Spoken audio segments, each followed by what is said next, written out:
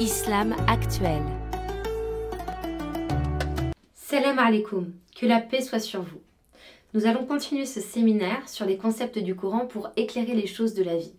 Et on va commencer par ce questionnement. Est-il juste de croire que la vie présente n'a pas de valeur et que l'on devrait la fuir pour se concentrer sur l'adoration de Dieu en s'isolant de la vie profane? Alors voyons comment le Coran éclaire cette question. El-Akhira est la vie dernière, la dernière vie qui nous attend dans le futur. Ce n'est pas l'au-delà. La vie dernière est meilleure que la vie présente, car selon ses actes, elle ouvre au paradis, au bien suprême. Coran sourate 93, signe 4.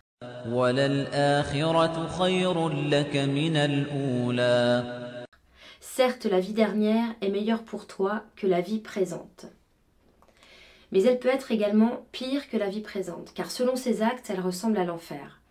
C'est-à-dire que la vie présente ne représente pas le mal et la vie future n'est pas le bien absolu. La vie future contient un mal pire que celui qu'on peut goûter dans la vie présente. Le Coran nous révèle comment mieux nommer la vie pour mieux l'approcher sans la dévaloriser et sans s'y noyer. C'est là le temps qui distingue et sépare El-Dunya et El-Akhira. L'une est la première dans le présent, l'autre est la dernière dans le futur. La vie présente n'a aucun sens si elle n'est pas mise en perspective avec le passé et le présent.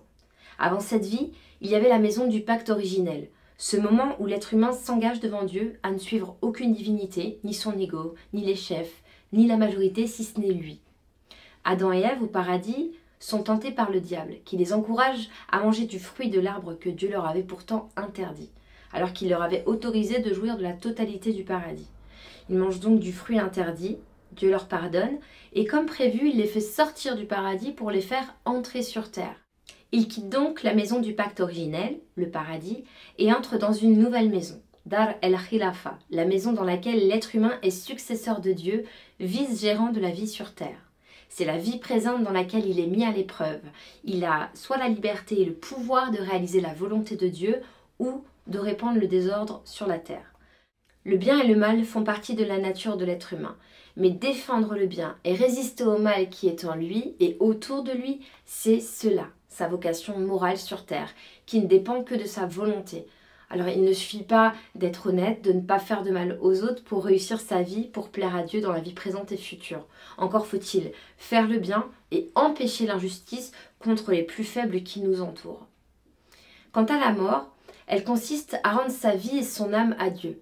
C'est le passage de la vie présente à la vie dernière où l'être humain est exposé au jugement de Dieu. Il sera alors jugé en fonction de ses intentions et de ses actes dans Dar el-Khilafa, lorsqu'il était dans la vie présente. Et si l'être humain n'était pas libre, n'était pas khalifa sur terre, il aurait pu défendre son innocence devant Dieu le jour du jugement, en disant « Oui, j'ai fait le mal dans ma vie, ce n'est pas ma faute, c'est de la faute du destin, des gouvernants, du poids de la tradition. » Mais Dieu refusera tout prétexte qui pourrait excuser le fait de démissionner de sa responsabilité, à l'exception bien sûr des personnes qui n'ont pas atteint l'âge de raison ou qui sont atteintes de folie. La vie dernière est le moment où chacun pourra récolter ce qu'il a semé. Coran sourate 99, signes 6-8. يومئذ يصدر الناس أشتاتا ليروا أعمالهم فمن يعمل مثقال ذرة خيرا يره ومن يعمل مثقال ذرة شرا يره. Et ce jour-là, les hommes sortiront de leur tombe séparément pour être confrontés à ce qu'ils faisaient quotidiennement. Quiconque aura alors fait le poids d'un atome de bien le verra, et quiconque aura commis le poids d'un atome de mal le verra. Si l'être humain vit sa vie sans réaliser la finalité pour laquelle il a été créé, s'il vit en profitant des choses de la vie tout en participant au mal sur terre, alors sa vie aura été un échec dont il va récolter les résultats. Coran, sourate 47, signe 12. إن الله يدخل الذين آمنوا وعملوا الصالحات جنات تجري من تحتها الأنهار والذين كفروا يتمتعون ويأكلون كما تأكل الأنعام والنار مثوى لهم Certes, Dieu fera entrer ceux qui ont adhéré à sa voie et qui ont fait le bien dans des jardins sous lesquels coulent les fleuves. Quant à ceux qui sont dans le déni de Dieu, ils jouissent des biens de ce monde et mangent comme des bêtes, mais leur demeure sera le feu. Autrement dit, celui qui a adhéré à la voie de Dieu en jouissant des bonnes choses tout en évitant l'excès et l'injustice, qui a participé à faire le bien, méritera le paradis. Alors que celui qui est dans le déni de Dieu, qui cherche à jouir des bonnes choses et des mauvaises sans se donner de limites ou se soucier d'être juste, méritera l'enfer. Le jour des comptes, Dieu peut se montrer sévère ou clément en fonction de son jugement, de sa sagesse et de sa bonté. Il est parfaitement libre et juste. Cette vie présente n'est pas mauvaise, c'est un don, un cadeau que Dieu a mis à la disposition de l'être humain pour en jouir et pour assurer sa vocation de khalifa sur terre. Coran, sourate 45, signe 13. وَسَخَّرَ لَكُم مَّا فِي السَّمَاوَاتِ وَمَا فِي الْأَرْضِ جَمِيعًا مِّنْهُ إِنَّ فِي ذَلِكَ لَآيَاتٍ لِقَوْمٍ يَتَفَكَّرُونَ. Et il a mis à votre disposition tout ce qui est dans les cieux et sur la terre, le tout venant de lui. Il y a là des signes pour des gens qui réfléchissent. Cette vie est un lieu de jouissance où l'on peut jouir de ce qu'il y a de bon et de beau, profiter des bonnes choses que Dieu nous a offertes. Et si on parle du mal, disons qu'il n'est pas dans la vie, mais plutôt dans la façon dont l'être humain agit dans la vie, dans la relation de l'homme avec Dieu, avec les autres et la nature. Et lorsque l'être humain est dans l'excès, alors il pervertit son rapport aux bonnes choses de la vie. Coran, sourate 100, signe 6, 8. إِنَّ الْإِنسَانَ لِرَبِّهِ لَكَنُودٌ وَإِنَّهُ عَلَى ذَلِكَ لَشَهِيدٌ وَإِنَّهُ لِحُبِّ الْخَيْرِ لَشَدِيدٌ. En vérité, l'homme est bien ingrat envers son Seigneur, et il peut en témoigner lui-même, et il a un amour excessif pour les biens de ce monde. Le mal est dans la façon d'être avec Dieu, d'agir dans sa vie, la façon d'être avec les autres et d'exploiter la nature. La vie n'est pas religieuse ou profane. Et depuis le XXe siècle, il est de plus en plus courant d'entendre dire qu'il y a d'un côté la religion et de l'autre la vie. D'un côté les choses sacrées et de l'autre les choses profanes. Et dans cette conception courante, la religion est un tout petit aspect de la vie qui se limite à quelques pratiques personnelles et au culte, la prière, le jeûne, qui se vit dans la sphère privée. Et d'ailleurs, pour justifier cette conception, on fait souvent appel à un récit sur le prophète Mohammed, paix sur lui. Un jour, alors qu'il est à Médine, il voit un agriculteur pratiquer la pollinisation des dattiers. Il n'était pas du tout convaincu de l'utilité d'une telle pratique. Il a alors exprimé son avis et recommandé de l'arrêter. Les compagnons ont donc arrêté. Par la suite, le prophète Mohammed est retourné auprès des compagnons pour connaître l'impact de la nouvelle technique qu'il a recommandée. Malheureusement, la récolte des dattes a été mauvaise. Le prophète s'est alors exprimé ainsi. « Certes, je ne suis qu'un être humain. Quand je vous ordonne quelque chose sur la base de votre voix, c'est-à-dire de la révélation, prenez-le. Et quand je vous ordonne quelque chose sur la base de mon avis personnel, je ne suis qu'un être humain. » Selon un autre hadith, il a répondu ainsi. « Vous connaissez mieux les affaires de votre vie. » Depuis le XXe siècle, sans doute sous l'influence d'une vision chrétienne et moderne de la religion, les musulmans ont tendance à comprendre ce récit comme la confirmation que la religion a un domaine bien délimité et que le reste fait partie de la vie. La religion n'a rien à dire. Cette façon d'interpréter est fausse, car elle contredit le message du Coran, des révélations passées et l'enseignement du prophète Mohammed que l'on retrouve dans la Sunna, que la paix soit sur lui. En fait, ce que le prophète Mohammed est en train d'enseigner à ses compagnons, c'est d'abord la nécessité de distinguer deux aspects de sa personne.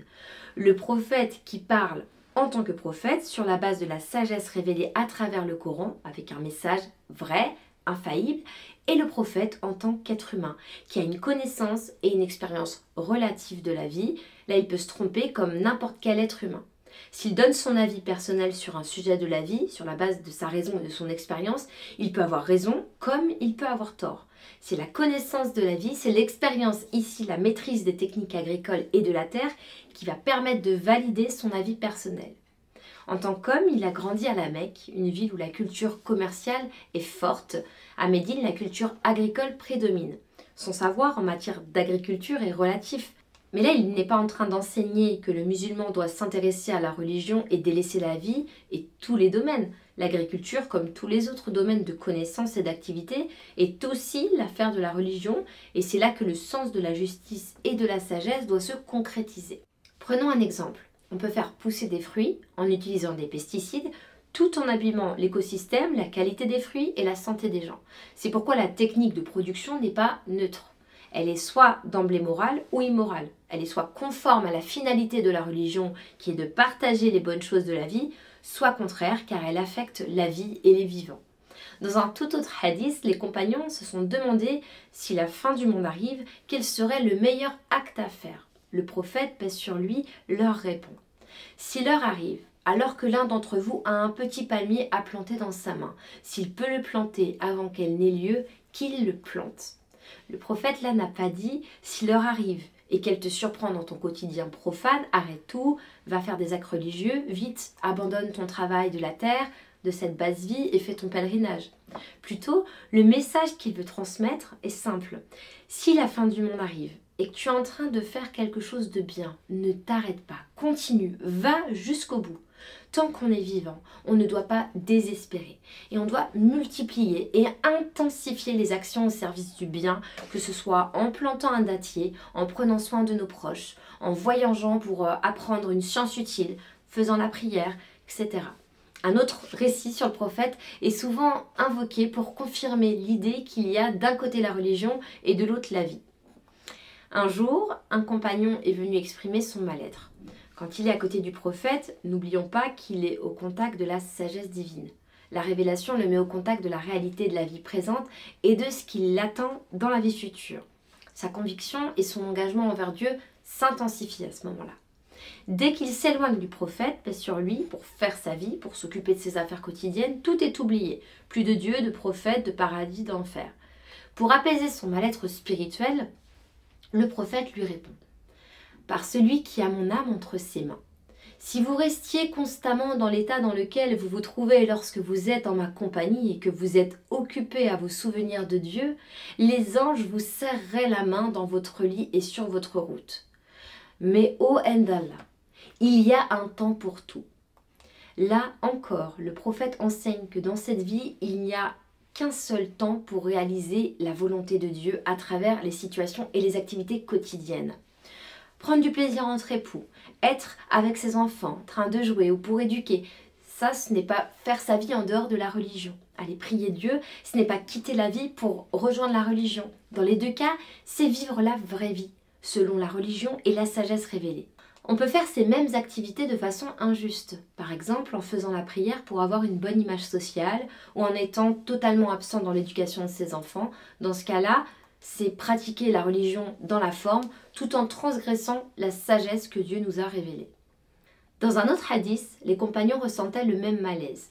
Leur malaise n'est pas une maladie, c'est un signe de bonne santé morale et spirituelle. C'est le signe qu'ils aiment Dieu, qu'ils se remettent en question et qu'ils désirent lui plaire à travers toutes les situations de la vie quotidienne. Étant de conditions modestes, ils avaient le sentiment d'être un peu désavantagés par rapport aux plus riches, car plus on est riche, plus on multiplie les dons, plus on est de conditions modestes, moins on a les moyens de faire des dons et donc des bonnes actions. Donc c'est un peu avec ce sentiment d'injustice qu'ils sont venus se plaindre au prophète, paix sur lui. Le prophète va leur répondre en corrigeant leur conception de la religion et en leur montrant la valeur des activités ordinaires telles que prendre du plaisir entre époux, du point de vue même de la religion, comme faire un don. C'est une bonne action parmi d'autres bonnes actions qui font mériter le paradis. Voici le dialogue initié par les compagnons. Les compagnons expriment ainsi leur sentiment d'injustice.